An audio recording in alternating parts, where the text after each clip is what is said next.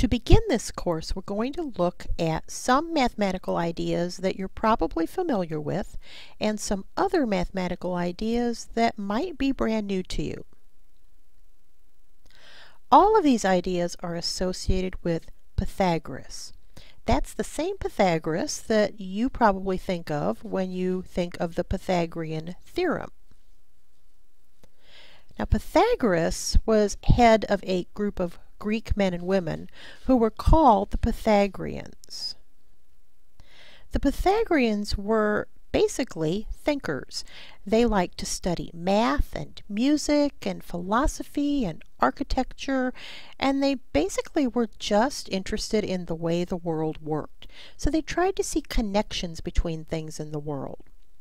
For example, the numbers that the Greeks used were whole numbers, and the Pythagoreans tried to relate some of these whole numbers with attributes. So the attributes could be things like geometric shapes, or the attributes might be something like gender. Some numbers were considered to be masculine, and some numbers were considered to be feminine. The Pythagoreans believed that they could find relationships between numbers and geometric shapes, and some of those relationships can be found in what are called the figured numbers. For example, we can look at 1 point and call that the number 1. If we add 2 more points to it, we can associate that with the number 3. Or we can add 3 more points and associate that with 6, or add 4 more points and associate that with the number 10. Now you'll notice that all these shapes form triangles, so we can call these the triangular numbers. 10, which is a triangular number, was also a very special number to the Greeks. They saw all kinds of mystic associations in the number 10, so they called it the sacred tetractys.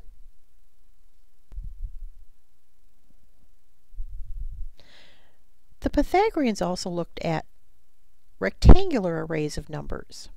For example, we could start with 3 points, and then we could add a layer of points around that, and we still have a rectangular number. In this case, it would be 8.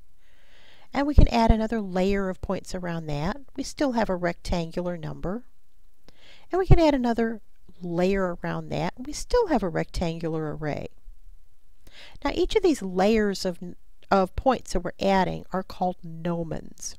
So if you take a look at what we started with, the 3 points, then we have 5 points that we added to that, then we had 7 points we added to that, and we have 9 points that we added to that. So we can actually draw these nomens into the picture to see exactly how the layers were added to the original points. Now if we happen to start with 1 point and then add our nomens around that, what we'll end up with is square numbers. Now the Pythagoreans saw something else in these square numbers, which is if we take this square array and divide it into 2 triangles, we can show that this square array of numbers is actually the sum of 2 triangular numbers. Now the last thing we're going to talk about is ratio and proportion. You're probably familiar with ratios. They're simply a comparison of 2 numbers through division, and we know that there's several different ways that we can write ratios.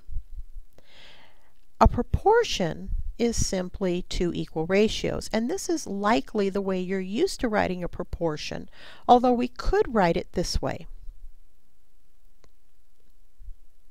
If we solve a proportion, that means we're looking for an unknown quantity in the proportion.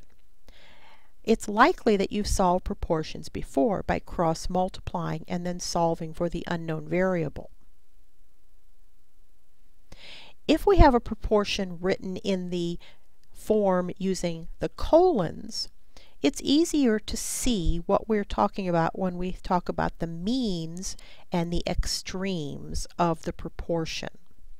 In fact, if you compare the notation with the colons to the notation with the fractions, you can see that the product of the means has to equal the product of the extremes.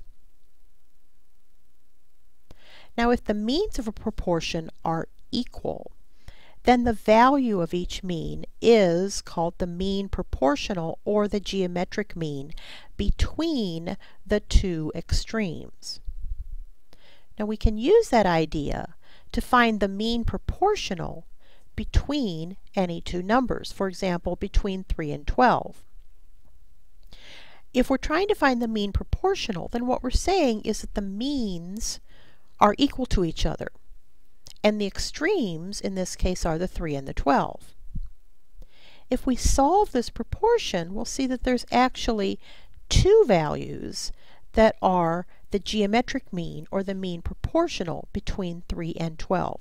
There's two different values that the b could have, and we would still have two fractions that are equal to each other. Now that we've talked about a few of the ideas in this first lesson, it's kind of like having an incomplete jigsaw puzzle. You need to fill in the rest of the pieces. So here's how you can do that. Read pages 4 through 12 in your book if you haven't done that yet. Practice some of the problems on page 13. That way you'll know for sure whether or not you understand what we just talked about in this video and what was in the book. Make sure you check your answers in the back of the book so you know whether or not you're doing the problems right. And if you have any questions, make sure you bring those questions with you when you come to class.